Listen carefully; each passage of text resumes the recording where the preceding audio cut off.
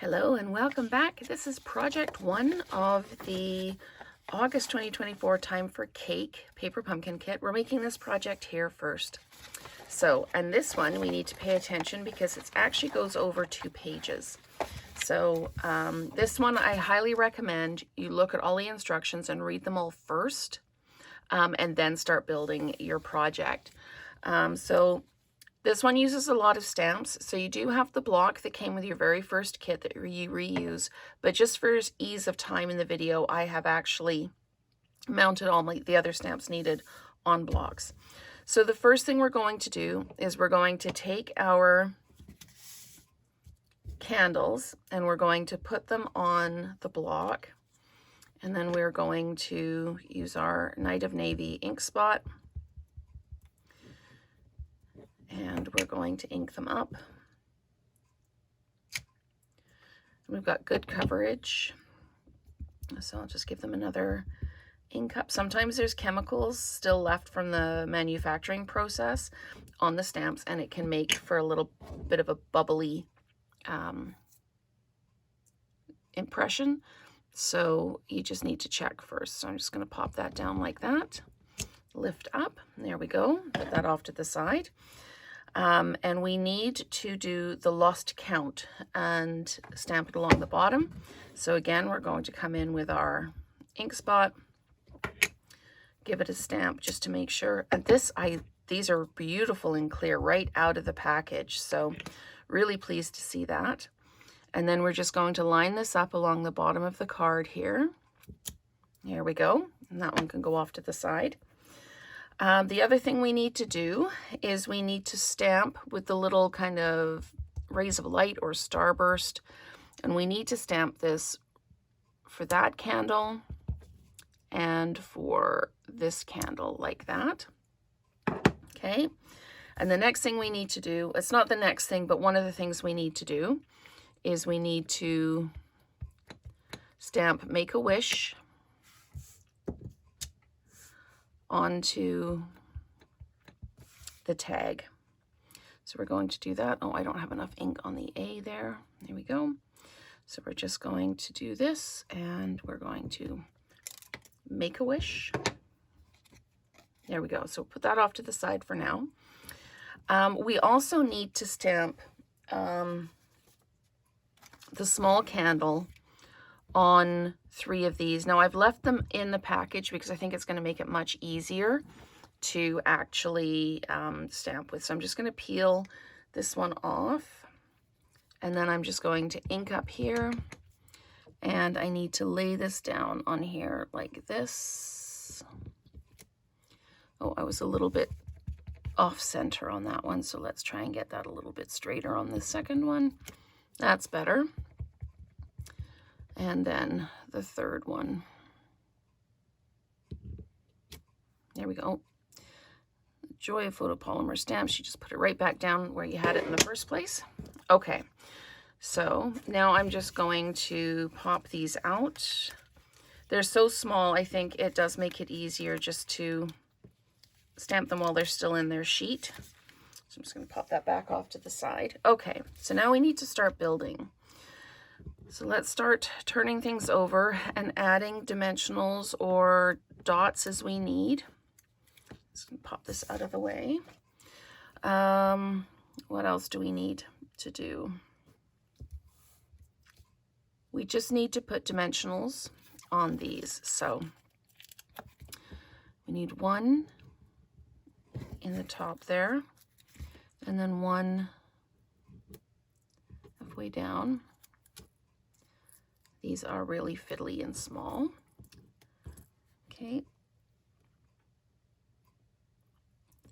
I'm just trying to put them on with the straight edges down so that you can't actually see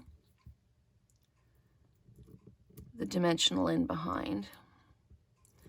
If you're concerned about it, you can always just use your scissors and trim up the sides and use the skinny pieces from the side that you've cut. That's always an option. Okay, so we've got dimensionals on those, and we need to pull this in, and we need to put 1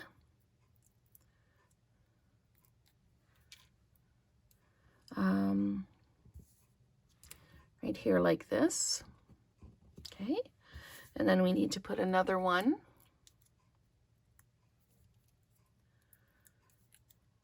over here, right here, like that. And then our third one goes on here, like this. Okay, so that's got those put on. So I think we've done everything in this first row. So now it's telling me to accordion this up. So we're going to fold it, fold it, fold and fold. But I may have done that the wrong way. It may need to go this way.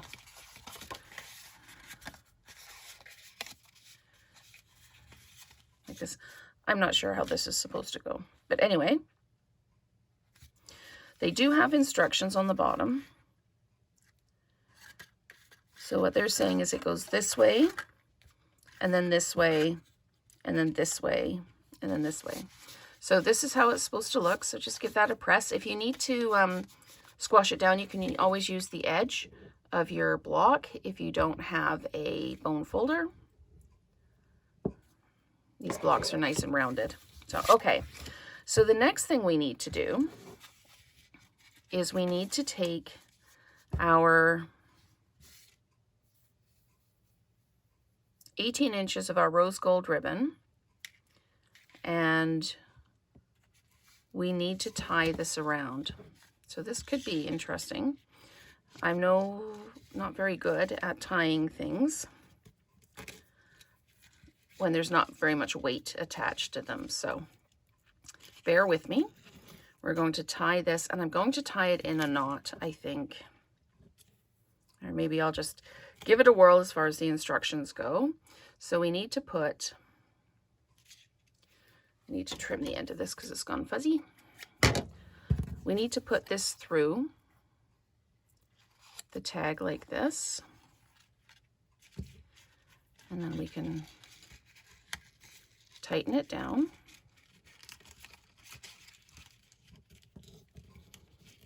And then I'm just going to tie another half knot to hold that in place. And then tie my bow. Okay, and this needs to sit like this.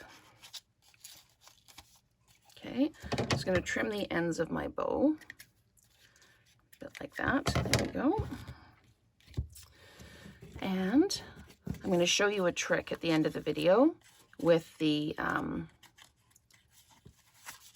spool of ribbon. Okay, so we've got that. Now I need to turn this over, and I need to put dimensionals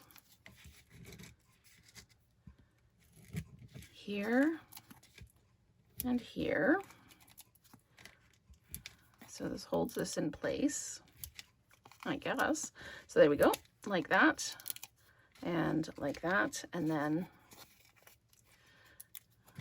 one in each of the top corners. So yes, I think this one, really have a good read of the instructions before you get started, and kind of follow it along. So then I need to peel all of these off. And sorry, I've just got a little dish off to the side. I put these in so that I don't end up with them all over my counter.